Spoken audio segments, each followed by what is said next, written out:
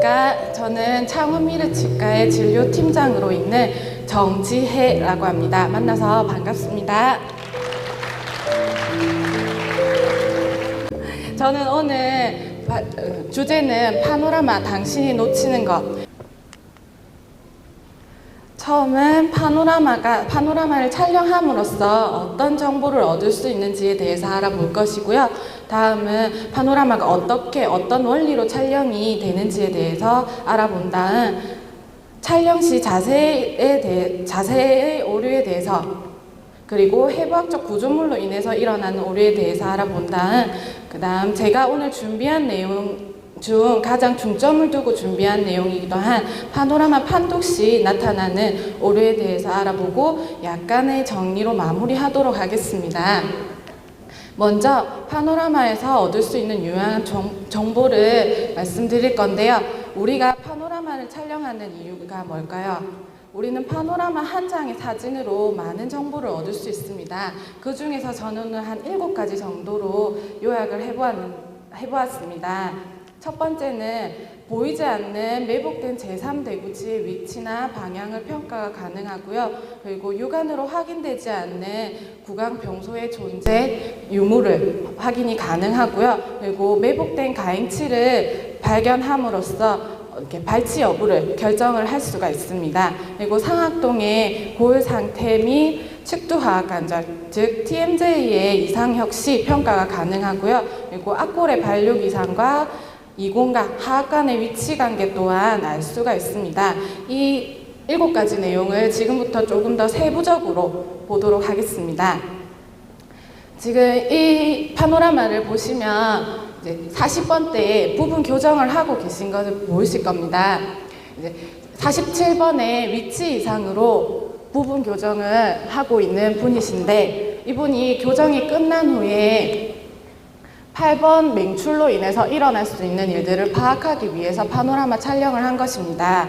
48번의 경우 이제 매복되어 있지만 정상 위치에서 벗어나지 않는 것을 확인할 수 있습니다. 하지만 38번의 경우 협측으로, 크라운 부위가 협측으로 위치되어 있는 것을 알 수 있습니다. 이런 경우 파노라마 촬영을 해서 만약 8번을 발치하는 일이 생긴다면 그때 접근 부위를 결정하는데 파노라마가 참고를 줄 수가 있겠죠. 그리고 다음은 이 노란 동그라미를 조금 확대해 보도록 하겠습니다. 보시면 이제 자세히 보이시죠? 이렇게 육안으로 확인되지 않는 신생물에 대해서도 확인이 가능하고요. 제가 좀 전에 이 사진을 확대해 보겠다고 말씀을 드렸지만 사실 이 사진은 확대한 사진이 아닙니다. 파노라마로 이미 이상 물질을 확인을 하였지만 이 사진 같은 경우는 표준 방사선 촬영을 통해서 이제 정확한 양상을 얻은 다음에 제거 수술을 해야겠죠. 그리고 다음번에는 이 파노라마는 혼합치열기에 환자를 촬영한 것입니다. 지금 보시다시피 정중앙에 이제 상악 정중에 가행치를 발견할 수 있는데, 이렇게 파노라마를 촬영하지 않는 이상은 나타날 수 없는 부분이기 때문에 보호자분도 깜짝 놀라는 경우가 많이 있습니다. 이렇게 매복된 가행치를 조기에 발견하고 이제 어떻게 발치를 할 것인지 말 것인지를 결정할 수 있게 파노라마가 도와줌으로써 영구치 맹출에 도움을 줄 수가 있습니다. 그리고 이 사진 같은 경우는 이제 선천적인 결손으로 인해서 교정과 임플란트를 병행해서 복원을 시켰는데, 파노라마를 촬영한 결과 상악의 본 양상이 적은 것을 확인할 수 있었습니다. 그래서 임플란트 수술 시행 시에 상악동 고리식 및 사이너스 리프팅이 필요하다는 것을 판단할 수가 있습니다. 이렇게 파노라마를 촬영함으로써 임플란트 오핏이라든지 부가적인 시술을 필요함을 결정을 할 수가 있습니다. 그리고 다음은 이 파노라마의 주인공은 이제 20대의 젊은 여성분이셨습니다. 처음에 저희 병원을 내원했을 당시에 이제 지속적인 TMJ 쪽 통증을 호소하시면서 내원하신 분이셨는데, 이분은 자기가 턱이 왜 아픈지에 대해서 전혀 모르고 계시던 분이셨습니다. 근데 이렇게 파노라마를 촬영함으로써 좌우측의 TMJ 양상이 다른 것을 보여드리고 모양 또한 비정상적이라는 것을 말씀드리면서 이제 교정 치료와 TMJ 스프린트 치료가 같이 병행이 되어야 된다고 말씀드리니 환자분이 흔쾌히 받아들이셨습니다. 이렇게 환자분이 육안으로 보이지 않는 부분까지 말씀드릴 수가 있고 설명해 드릴 수가 있으니 환자의 치료 동의율 또한 높아지게 되는 것입니다. 그리고 이분 파노라마 사진은 어떨 것 같으세요? 제가 파노라마 사진을 좀 보여드리도록 하겠습니다. 보시면 어느 부분이 이상한지 발견하셨습니까? 보시면 좌우측 앞골이 비대칭적으로 발육되어 있는 것을 확인할 수도 있고 TMJ 양상 또한 비정상적인 것을 확인할 수 있습니다. 이분 같은 경우는 처음 내원했을 당시 앞모만 보고는 약간 통통하신 분이셔서 그런지 전혀 이상 여부라든지 아니면 이상 증상이라든지 그런 것이 나타나지 않으셨던 분이셨는데, 이렇게 파노라마를 촬영함으로써 정확하고 올바른 진단을 내리는데 도움을 줄 수가 있습니다.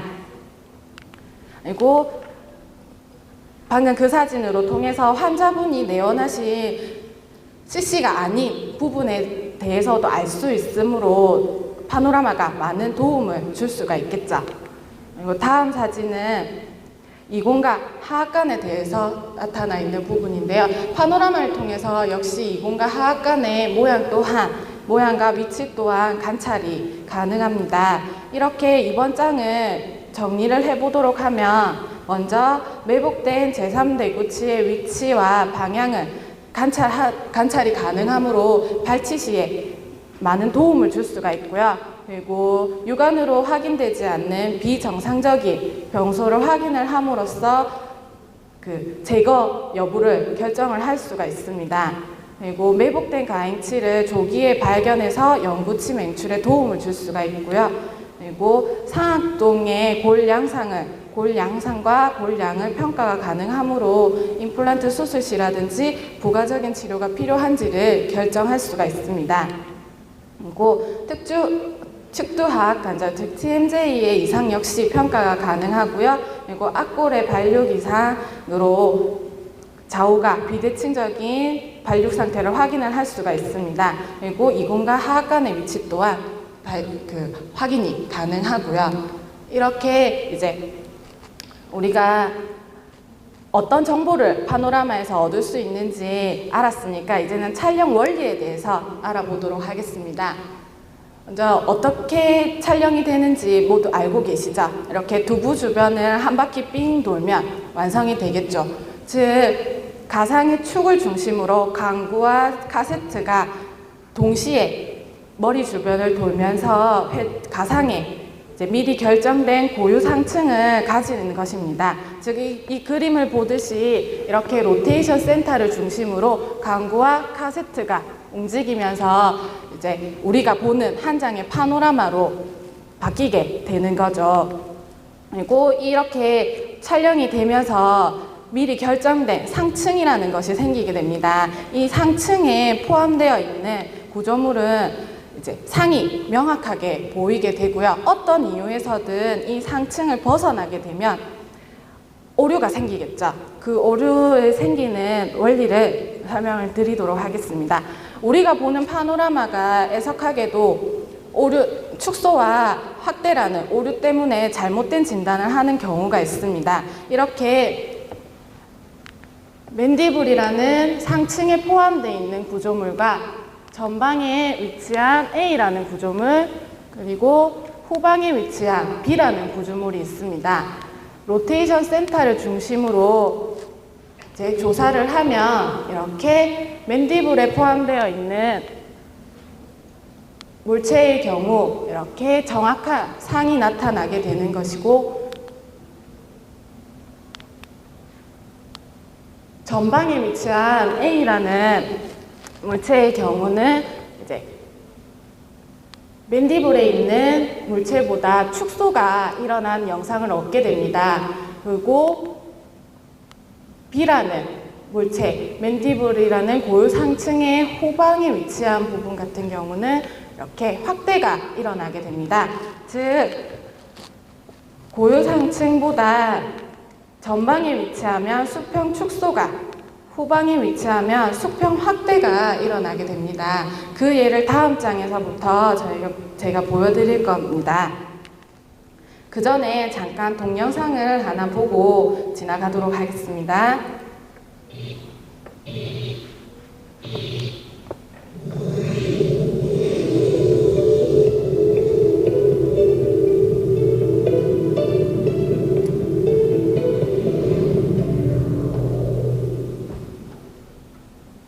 자, 영상에서 시키는 대로 한번 해보시겠습니까?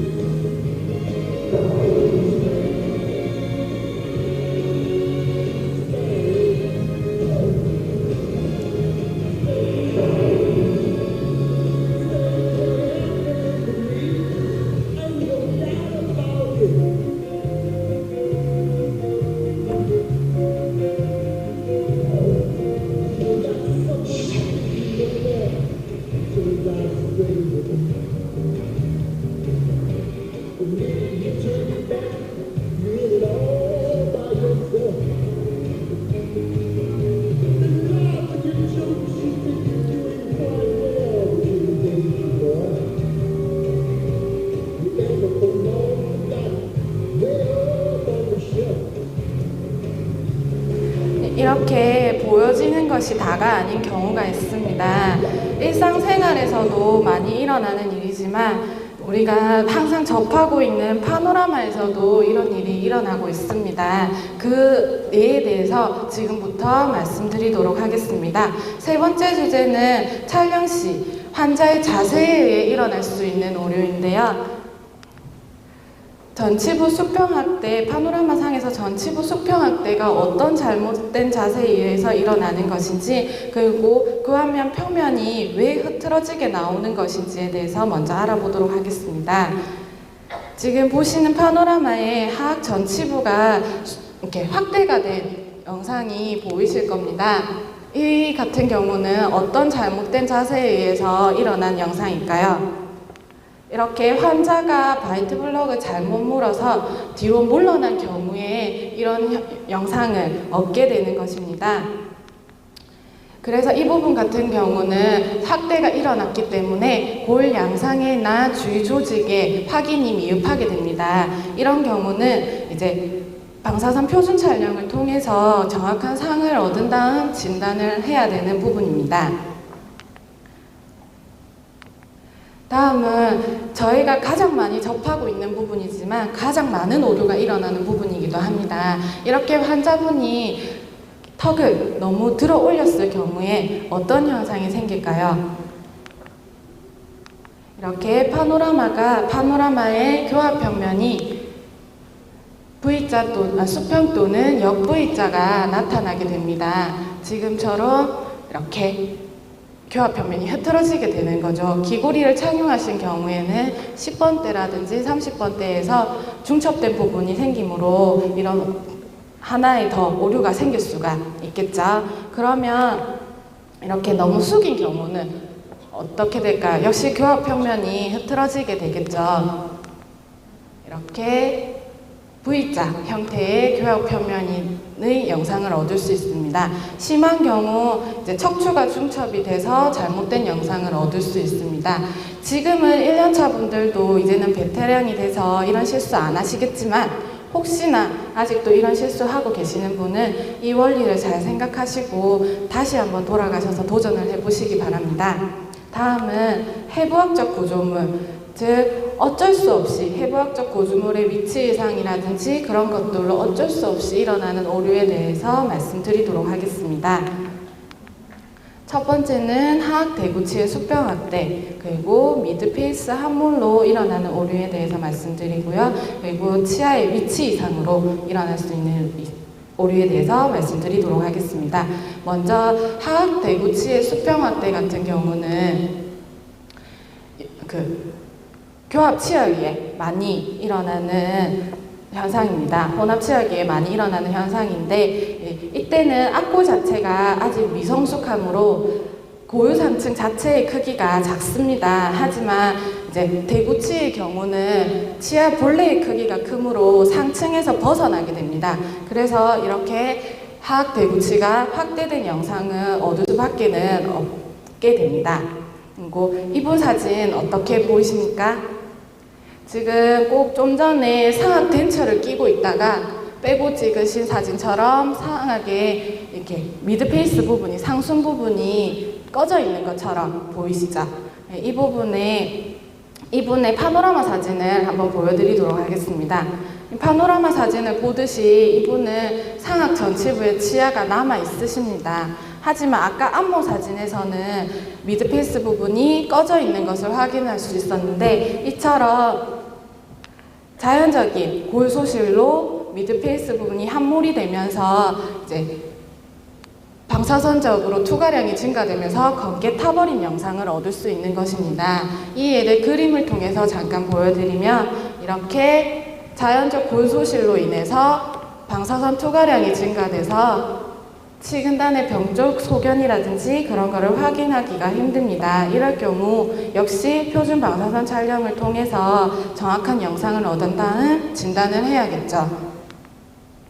다음은 치아의 로테이션으로 인해 생기는 오류입니다. 지금처럼 이렇게 전치부에서 중첩 부분이 발생해서 방사선 투과량이 증가하게 되면 11번에 캐리어스가 있는 것처럼 보이게 되는 영상을 얻을 수 있습니다. 안모 사진은 이렇겠죠. 저는 이번은 3장과 4장을 같이 정리를 해보았는데요.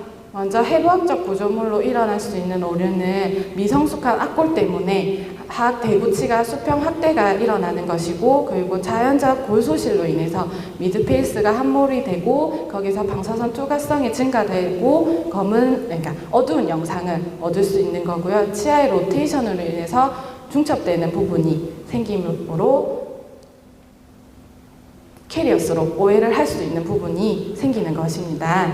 그리고 촬영 시 환자가 뒤로 물러난 경우는 하악 전치부에 수평 확대가 일어나고요. 그리고 턱을 너무 숙인 경우는 V자 형태, 그리고 너무 든 경우는 수평 또는 역-V자 형태가 나타난다고 이렇게 정리해 볼 수가 있습니다.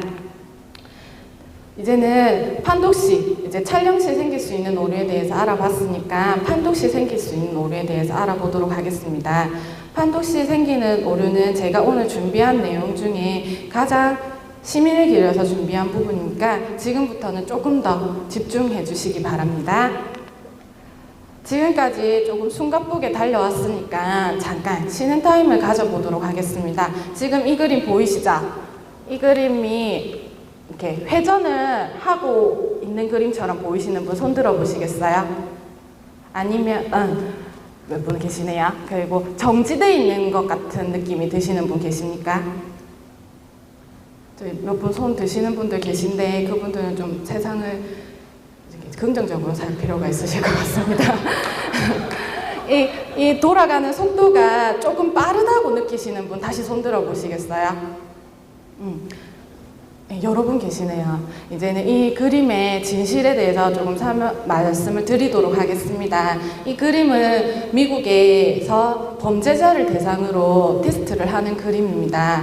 이게 그러니까 사이코틱한 범죄자일수록 여기 돌아가는 속도가 빠르다고 합니다. 근데 그거를 일반인에게 적용을 해보면 그냥 생활을 할 때 스트레스를 많이 받는 사람일수록 돌아가는 속도가 빠르다고 합니다. 지금 이제 빨리 돌아간다고 아까 손 드신 분들은 조금 심신의 안정을 찾으실 필요가 있으실 것 같고요. 그런 분이 지금 옆에 앉아 계시다면 조금 떨어져서 앉으시기 바랍니다. 그리고 다음 그림은 이 그림 빨리 움직이시는 분 손 들어 보시겠어요? 아까보다 많네요. 이분들 중에서 아까 그림도 빨리 움직였던 분 계세요? 저기 손 드신 분 계시네요. 긴장하셨죠? 괜찮습니다. 이 그림은 원래 빨리 돌아가는 그림입니다. 긴장 푸시고요. 그러니까 일종의 착시 효과를 이용한 그림이거든요. 제가 뜬금없이 이런 그림을 보여드리니까 조금 당황하셨을 건데 제가 이번 장에 말씀드릴 내용 중에서 착시 현상에 대한 오류가 있기 때문에 이 그림을 보여드린 겁니다. 그러면 이번 장에 어떤 내용이 있는지 한번 보도록 하겠습니다. 먼저 이제 육안으로 구별하기 힘든 인전면 우식 증가, 그리고 단지 방사선 투과량이 증가돼서 나타나 우식 증가 구별하기 힘든 번아웃에 대해서 말씀을 드릴 거고요. 그리고 파노라마상에서 보이는 하악관에 대해서 설명을 드릴 건데 이 부분 같은 경우는 8번 발치시나 임플란트 오핏이 중요히 여겨야 되는 부분이기도 합니다. 그리고 3차원적인 위치 관계로 인해서 생기는 오류에 대해서 말씀을 드리도록 하겠습니다. 먼저 인전면 우식 증가 번아웃에 대해서 이제 구별을 하기 이전에 번아웃이 무엇인지에 대해서 알아야겠죠. 번아웃이 무엇인지, 어떤 뜻인지 알고 계시는 분 계십니까? 이제 번아웃이라는 것은 방사선상으로는 치질이 얇아서 그 부분이 검게 필름이 타버렸다는 것이거든요. 그러니까 즉 한 치아에서 번아웃이 일어났다는 것은 그 치아의 일정 부분이 치질이 얇기 때문에 다른 부분보다 방사선 투과량이 증가돼서 어둡게 나타나는 상을 얻는 것을 번아웃이라고 합니다. 이제 번아웃이 무엇인지에 대해 알았으니까 어떤 번아웃이 있는지 알아보도록 하겠습니다. 먼저 서비컬 번아웃입니다. 서비컬 번아웃이라는 것은 정상적인 치경부 부위에서 나타나는 방사선 투과성 부위로 이제 범낭질과 치조골의 양이 다른 인접 부위보다 다소 적어서 나타나게 되는 현상입니다. 그림을 통해서 보여드리면 이렇게 엑스레이를 조사하면 이렇게 크라운 부위보다 서비컬 부위의 치질이 얇기 때문에 영상에서 이제 파노라마 영상에서 조금 더 검게 보이는 부위가 서비컬 부위에서 나타나는 것을 서비컬 번아웃이라고 합니다. 이것을 조금 예를 들어서 말씀드리도록 하겠습니다. 첫 번째 사진의 46번 치아 같은 경우는 크라운 부위보다 서비컬 부위가 얇아서 이쪽 부위에 번아웃이 일어난 것이고요. 그리고 두 번째 사진 같은 경우는 47번 디스탈 쪽에 검게 보이는 거 보이시죠? 이거 같은 경우는 8번으로 인해서 디스탈 캐리어스가 생긴 것을 보여주는 예입니다. 그리고 두 번째 번아웃은 퍼리페럴 번아웃인데요. 퍼리페럴 번아웃 같은 경우는 이제 치아의 중심축보다 외부로 갈수록 치질이 얇아지는 것은 당연한 이치이므로 엑스레이를 조사했을 때 이렇게 축보다는 외부로 갈수록 치질이 얇아서 방사선 투과량이 증가되면서 영상에서 다소 어두운 부분이 외곽 쪽으로 생기는 것을 퍼리페럴 번아웃이라고 합니다. 그 예를 또 보여드리도록 하겠습니다. 그리고 퍼리페럴 번아웃 같은 경우는 견치와 소구치 부위에서 많이 일어납니다. 그래서 제가 여기 소구치 부위를 조금 확대해 보도록 하겠습니다. 이렇게 보시면 이렇게 치아의 중심축보다는 외부로 갈수록 어둡게 보이는 상을 얻는 것을 퍼리페럴 번아웃이라 하는데 이 부분 같은 경우는 그냥 파노라마 사진상에서 보면 인접면 우식증으로 판명을 할 수가 있습니다. 그래서 의심이 가는 경우 당연히 방사선 표준 촬영을 통해서 확인을 해보셔야 됩니다. 그리고 이번에 말씀드릴 거는 치아 파절인데 인접면 우식증으로 오해를 할 수 있는 부분을 말씀드리겠습니다. 이렇게 37번 디지털 부위가 우식증으로 보이는 이렇게 오판독을 하실 수가 있는데 보통 파노라마에서 이제 방사선상에서 파절과 우식증을 구별하는 방법은 이제 그 경계 부위가 매끈하고 이제 명확하면은 파절로 판독을 하고요. 그리고 그런 반면에 우식증은 경계 부위가 우둘투둘하거나 아니면 불명확할 경우에는 우식증으로 판명을 하게 됩니다. 하지만 이런 방법도 있지만 이렇게 하실 필요 없겠죠. 더 쉬운 방법이 있습니다. 육안으로 보면 됩니다. 육안으로 보시고 확인하시면 됩니다. 이제 파노라마를 보고 실컷 우식증이라고 판단을 하고 환자분께 설명을 했다가 구강안을 보고 조금 무안해지는 경우가 있다는 것을 주의하시기 바랍니다. 다음은 이제 인접면 우식증과 번아웃 중에서 한 가지 더 번아웃이 있는데 그것은 서비컬 어브레이전으로 인해서 일어나는 번아웃입니다. 서비컬 부위는 안 그래도 치질이 얇기 때문에 조금 어둡게 보이는 영상을 얻을 수 있는데 거기다가 어브레이전까지 있다면 더 어둡게 보이겠죠. 하지만 이것 또한 구분할 수 있는 방법이 있습니다. 이 부분을 조금 확대해서 보여드리도록 하겠습니다. 서비컬 부분이 잘 보이려고 하면은 치아의 축이 약간 틀어져 있어야겠죠. 지금처럼 이렇게 버칼 커스프와 팔라탈 커스프가 일치하지 않는 것을 파노라마 상에서 확인을 할 수가 있습니다. 이렇게 일치하지 않는다는 말은 치아의 축이 디스탈 쪽으로 약간 틀어져 있다는 거죠. 그러므로 이렇게 서비컬 쪽에 나타나는 검은 영상은 이제 서비컬 어브리전으로 인해서 나타나는 영상이라고 확인을 하시면 됩니다. 다음에는 우리가 파노라마를 찍다 보면 이제 부분적인 것을 보다 보면 전체적인 것을 놓치는 경우가 있습니다. 지금 하악 전치부 쪽에 보면 가느다란 회선이 보이실 겁니다. 이게 입술 라인인데 제가 한번 그려드리도록 하겠습니다. 이렇게 조금 더 명확하게 보이시죠? 하지만 이걸 지우게 되면 44번 메지알 쪽에서 캐리어스가 있는 것처럼 보이게 됩니다. 그렇기 때문에 파노라마를 처음 촬영했을 때는 꼭 입술 라인을 그려보시고 판단을 하시기 바랍니다. 다음에 이제 인접면 우식증과 번아웃을 구별하는 마지막 방법입니다. 이제 서비컬 번아웃도 아니고 퍼리페럴 번아웃도 아니고 파절도 아닌데 크라운 부위에서 어둡게 보이는 양상을 얻었다면 어떻게 해야 될까요? 혹시 마하밴드 이펙트라는 말을 들어보신 적 있으십니까? 일종의 마하밴드 효과라고도 하는데, 지금 큰 사각형 안에 회색 사각형 두 개가 보이시죠? 이 중에서 어느 것이 더 밝게 보이십니까? 검은 사각형 안에 있는 회색 사각형이 좀 더 밝게 보일 것입니다. 이거는 어두운 색 안에 갇혀 있는 색은 상대적으로 밝게 보이는 포지티브 마하 임팩트를 말하는 거고요. 그리고 밝은 색 안에 갇혀 있는 색은 다소 어둡게 보이는 것을 네거티브 마하 임팩트라고 합니다. 이 예를 방사선 사진을 통해서 보여드리도록 하겠습니다.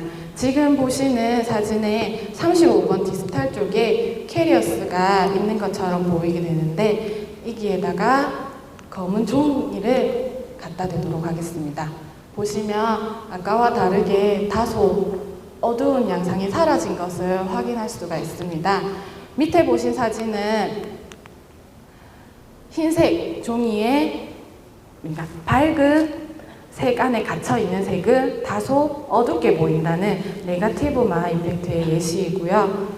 그리고 한 가지 예를 더 보여드리면 좀 전의 사진과 똑같은 양상을 가진 사진입니다. 보시면 25번 디스탈 부위에서 검게 보이는 부분이 관찰되는데, 이 부분은 역시 검은 종이를 한번 가져다 대도록 하겠습니다. 이렇게 가져다 대면 25번 쪽에 보면 흑화도가 전혀 줄어들지 않았다는 것을 확인할 수 있습니다. 이렇게 이제 검은 종이를 갖다 대어 보는 것을 매스킹 테스트라고 합니다. 매스킹 테스트를 하는 이유는 매스킹 테스트를 하는 이유는 밝기에 따라 같은 밝기임에도 불구하고 밝고 어둡고가 차이가 나는 착시 현상을 토대로 우식증을 구별하는 방법입니다. 그리고 다음은 이제 우식증이 아닌 파노라마 상에서 하악관에서 일어나는 오류에 대해서 말씀드리도록 하겠습니다. 우리 하악관은 하악 구조물 중에서 이제 가장 중요하게 봐야 되는 부분이기도 하는데, 상벽과 파노라마 상에서는 상벽과 하벽으로 가느다란 실처럼 보이게 됩니다. 하지만 이게 손상을 받게 되면 신경마비까지 올 수가 있는데, 어떤 치과에서는 8번 발치를 하고 나서 환자분이 신경마비가 와서 소송을 했다고 합니다. 소송을 했는데 힘들게 발치를 해줬는데 법은 환자의 편에 손을 들어주었다고 합니다. 이처럼 이제 법적인 소송도 많이 일어나는데, 하악관에 대해서 조금 더 자세히 알고 접근을 한다면 좋겠죠. 먼저 하악관의 형태와 위치에 대해서 말씀을 드리겠습니다. 하악관의 위치는 이렇게 제3대구치에서 20 후방부로 진행을 하면서 이제 개인마다 이제 위치는 다르게 되지만 한 사람에 인해서는 두께는 같습니다. 그래서 상벽과 하벽이 관찰되는 한 부분이라도 있다면 두께는 측정을 할 수가 있습니다.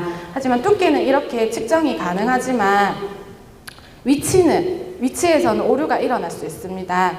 지금 보시는 38번의 경우 하악관이 약간 물려있는 것처럼 보이게 됩니다. 하지만 CT를 촬영한 결과 약간 벗어나 있는 것을 확인할 수가 있습니다. 이제 38번을 뽑아야 되는 경우가 생기면은 당연히 미래에 유능하신 원장님들은 이것쯤이야 하면 뽑으시겠지만, 조금 더 안전하게 하기 위해서는 이렇게 CT 촬영이 이루어져야 합니다. 그리고 위치 관계에서 한 가지 더 오류가 생길 수가 있는데, 파노라마를 보면 항상 하악관은 치주정 직하방에 위치한 것처럼 보이게 됩니다. 하지만 이렇게 CT를 촬영해 보면 직하방이 아닌 설측에 위치되어 있는 하악관을 관찰할 수가 있습니다. 만약 하악관의 위치를 정확하게 알고 접근을 해야 되는 경우라면 조금 불편하시더라도 CT를 촬영하는 것이 필수겠죠. 그리고 수직 골량을 측정해야 되는 경우, 예를 들어 임플란트 오핏이 하악관까지의 거리를 측정해야 되는 경우 이제 경로에 따라서 골량이 다르게 측정이 됩니다. 이렇게 최단 거리를 이용할 것인지 아니면 교화면의 수직 거리를 이용할 것인지에 따라 골량이 다르게 나타난다는 것을 잊지 마시고요. 그리고 다음은 3차원적인 위치 관계로 인해서 일어나는 오류를 말씀드리겠습니다. 파노라마가 처음에 파노라마 촬영 원리에서도 말씀드렸듯이 3차원적인 물체를 2차원적인 영상으로 옮겨 놓으면서 이제 생길 수 있는 오류입니다. 지금 보시는 사진은 임플란트 수술 후 사진입니다. 여기는 파노라마 사진 일부를 확대해 놓은 모습인데 꼭 피스처가 본에 잠겨 있는 느낌처럼 이렇게 사진 촬영이 되었습니다. 하지만 이것은 본이 잠겨 있는 것이 아니라 과도한 설측 피지골로 인해서 일어나는 오류입니다. 그래서 그림으로, 그 원리를 그림으로 조금 말씀드리도록 하겠습니다. 이것처럼 버칼 쪽보다는 설측에서 골이 많이 남아 있다 보면 이렇게 파노라마 영상에서는 다소 높은 본이 있는 것게 되는 것입니다. 그래서 정말 이 원리에 의해서 사진, 영상이 그렇게 획득이 되는 것인지 아니면 정말 피스처가 본에 잠겨 있는 것인지 알아보기 위해서 CT 촬영을 해보았습니다. 이렇게 보시면 다소 높은 설측 피지골 때문에 본에 치조골에 피스처가 갇혀 있는 것처럼 보이게 되는 것이고, 이 사진은 이제 적정 수준 피스처가 밖으로 나와 있다는 것을 보여주는 사진입니다. 이처럼 파노라마가 3차원적인 물체를 2차원적인 영상으로 옮겨 놓았다는 것을 잊지 마시고 그 오류에 대해서도 생각을 해보셔야 됩니다. 다음은 오늘 내용을 조금 정리해 보도록 하겠습니다. 파노라마의 오류를 줄이는 방법은 먼저 파노라마의 오류가 어떤 것인지를 어떤 것들이 있는지를 알아야겠죠. 그리고 해부학적 구조물의 위치나 모양에 대해서도 역시 알고 있으면 그 부분이 중첩이 일어나거나 하더라도 쉽게 판독이 가능합니다. 그리고 구강을 관찰 후 어떤 영상이 얻어질지에 대해서 미리 예상을 한다면 치아 파절이라든지 미드페이스 함몰이라든지 그런 거에 대해서 판독이 가능할 것입니다. 그리고 3차원적인 물체를 2차원적으로 영상을 담아내었다는 걸 계속 강조하고 있죠. 이 부분에 대해서도 잊지 말아야 합니다. 그리고 마지막으로 메스킨 테스트를 할 수 있다면 정말 좋겠죠.